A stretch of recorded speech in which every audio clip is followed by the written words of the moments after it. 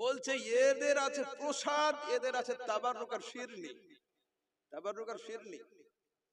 বর্ধমানের তো একটা বক্তা দেখলাম, সে বলল যদি একদিকে শূকরের মাংস থাকে আর একদিকে মাজারে পড়া মুরগি থাকে তো শূকরেরটা খাওয়া যাবে, মাজারে পড়া মুরগি খাওয়া যাবে না। আর এও তাই লিখছে, শিরনি আর প্রসাদ এক করে দিচ্ছে। तो मैं कलकत्ता गया हजरत, तो एक लड़का मुझसे पूछने लगे कि हजरत ये लोग शिरनी क्यों नहीं खाते। मैंने कहा भाई क्यों नहीं खाते उनसे जाके पूछो, हम कैसे बताएं वो क्यों नहीं खाते।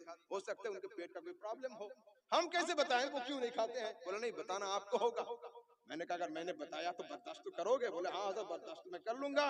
मैंने कहा फिर खोलिए मुस्लिम शरीफ 2017 नंबर हदीस। আমার রাসূল বলছেন ইন্না শাইতানা ইস্তাহিল্লু তুআমা আল্লা ইযকারা ইসমুল্লাহি আলাইহি। যে খাবারের উপরে বিসমিল্লাহ পাঠ করা হয় শয়তান ওই খাবার খেতে পারে না। আমাদের শিরনিতে শুধু বিসমিল্লাহ থাকে না, আউযুবিল্লাহও থাকে, আউযুবিল্লাহ থাকে না, সূরা ফাতিহাও থাকে। শুধু সূরা ফাতিহা নয়, চার কুলও থাকে। তো শয়তান বর্ধমানের ইবলিসের আব্বা যদি চলে আসে তাও শিরনি খেতে পারবে না।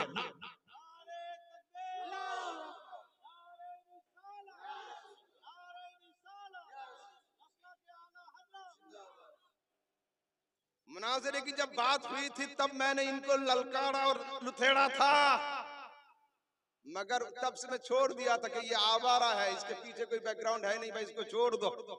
গাড়ির চাকা ছোট হলে বাম্পার চোখে আসে, মোটরসাইকেল যেখানে ব্রেক ধরে চার চাকা ধরে না, চার চাকা যেখানে ব্রেক ধরে লরি ব্রেক ধরে না। আমি দেখলাম এই ছোট ছোট গাড্ডা আমার চোখে আসে না, কিন্তু আওয়ারা গার্দি এত বেড়ে গিয়েছে যে আবার লাগাম না কষলে একটু হবেও না। হলো এই জন্য এরা শিরনি খায় না, এই জন্য এরা শিরনি খায় না, কারণ শিরনির উপরে এতগুলো দোয়া পড়া হয়েছে। আর মুসলিম শরীফে সহিহ হাদিসে লেখা আছে যে শয়তান সেই খাবারে হাত দিবে না যে খাবারে বিসমিল্লাহ পড়া থাকে। তো এতগুলো দোয়া পড়া থাকলে ইবলিস কেন, ইবলিসের বাপ আসলে ওই খাবারে খেতে পারে না। ঠিক আছে, চলুন আগের দিকে যাই। তারপরে আরেকটা কি আসছে, বলছে এরা নাচানাচি করে মূর্তির সামনে, ওরা নাচানাচি করে কবরের সামনে। আর দুর্গা পূজা দুর্গা পূজার মধ্যে কোনো পার্থক্য নেই। হায় আফসোস, হায় আফসোস, যারা এতদিন পর্যন্ত মুসলমানদেরকে, সুন্নিদেরকে, আহলে সুন্নাতের উলামা তোলাবা এবং আওয়ামুন নাসকে যারা এতদিন পর্যন্ত মাজার পূজক বলল, কবর পূজারি বলল, খোদাই মার তাদের উপরে এমন ছিল, এবারে বাংলাদেশে তারা মন্দির পূজার দায়িত্বে পড়ে গিয়েছে। এটাই তো মার। আর আল্লাহ তাবারক ওয়া তাআলা রাসূল সহিহ হাদিসের মধ্যে বলছেন লা তাকুমুস সাআতু হাত্তা তালহাকা কাবাইলু মিন উম্মতি বিল মুশরিকিনা ওয়া ইয়াবুদুল আওসান। ততদিন পর্যন্ত কিয়ামত হবে না যতদিন পর্যন্ত আমার উম্মতের একটা গোষ্ঠী মূর্তি পূজাতে সরাসরি অংশ না নিয়ে মূর্তি পূজার সঙ্গে সঙ্গ না দিবে। তো তোদের মুখ লুকাবি কোথায়? তোদের জন্য একমাত্র জায়গা হলো কবর, ওখানে চলে যা। ওখানে যা কেন? তোরা তো আমাদের বলতি আমরা কবর পূজারি, কিন্তু আল্লাহ পাকের গজব দেখ, আবু ধাবির দিকে তাকা, দুবাইয়ে তাকা, কুয়েত আর কাতারের দিকে তাকা, বড় বড় দাড়িওয়ালা শেখরা সরাসরি মন্দির পূজাতে অংশ নিয়েছে। আর সেই জন্যই তো আমি বলি মুস্তাফার জবান, আরে যদি আমেরিকার মিসাইল ফেল হয় হবে, পাকিস্তানের ট্যাঙ্কের রেঞ্জ ফেল হয় হবে, হিন্দুস্তানের স্টেট গানের রেঞ্জ ফেল হয় হবে, জবানে মুস্তাফার কোন কথা ফেল হতে পারে না। জবানে মুস্তাফার কোন কথা ফেল হতে পারে না।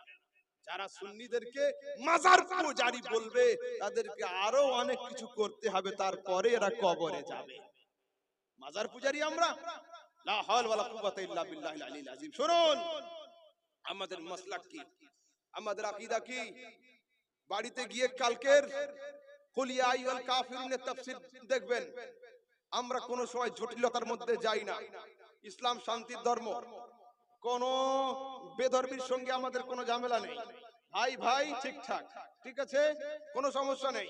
আমাদের কি আকীদা এবং আমাদের ম্যাটার ক্লিয়ার করছি, যুবকরা খুব ভালো করে শোনো। সেই যুগের কাফেররা নবীর কাছে এসেছিল, নবী তুমি 6 মাস আমাদের পূজা করে দাও আর আমরা 6 মাস তোমার আল্লাহ আল্লাহ করব। আল্লাহ পাক বলেন জিবরিল খবর দাও, কুল ইয়া আইয়ুহাল কাফিরুন লা আ'বুদু মা তা'বুদুন, খবরদার নয় তোমরা যার পূজা করো আমরা তার পূজা করব না, আর আমরা যার ইবাদত করি তোমরা তো সেটার ইবাদত করতে রাজি হচ্ছ না। আরো লম্বা সূরা, শেষের দিকে ফাইসালা আছে, লাকুম দীনুকুম ওয়ালিয়া দীন। সমস্যা নয়, তোমাদের জন্য ওই রাস্তা, আমাদের জন্য সিরাতে মুস্তাকিম। ऐ मुस्तफा, तेरी जात तो आला व अरफा, तेरी जात का क्या कहना, तेरा कदम जहां पड़ जाए वो जगह खुद सिराते मुस्तकीम बन जाए, मगर तेरे गुलामों का नक्शे कदम है राहे खुदा। ऐ मुस्तफा, তুমি তো তুমি, তোমার গোলামদের রাস্তা হলো সিরাতে মুস্তাকিম। वो क्या भटक सके जो ये सुराग लेके चले। যারা মুস্তাফা তোমার গোলামদের পদাঙ্ক অনুসরণ করে চলবে তারা কোনোদিন পথভ্রষ্ট হবে না, কোনোদিন হবে না। নিজেরা কাঁচের ঘরে বসবাস করো, शीशे के घर में खुद रहते हो, और পিতলের ঘরের মালিক আমরা, আর আমাদের উপর ঢিল ছুটছো। अरे कागज का ये लिबास बदन से उतार दे, बादल बरस गया तो मुंह कहां छुपाएगा। বর্ষার দিনে পেপার কেটে আঠা দিয়ে জুড়ে প্যান্ট শার্ট তৈরি করে বের হয়েছে। হায় রে, একটু যদি লজ্জা থাকতো, দু ফোঁটা বৃষ্টি পড়লে তোর হালটা কি হবে।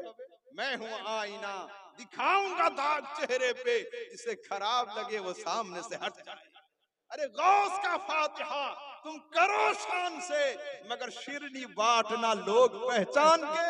अरे कौवा खाने की लत पड़ गई हो जिन्हें, उन्हें मुर्गा खिलाना जरूरी नहीं। তো এই কাউয়া খেয়ে খেয়ে এদের অভ্যাস হয়ে গিয়েছে, মুরগা তো পছন্দ হবেই না। এবার শুনুন দুরূদ শরীফ, আল্লাহুম্মা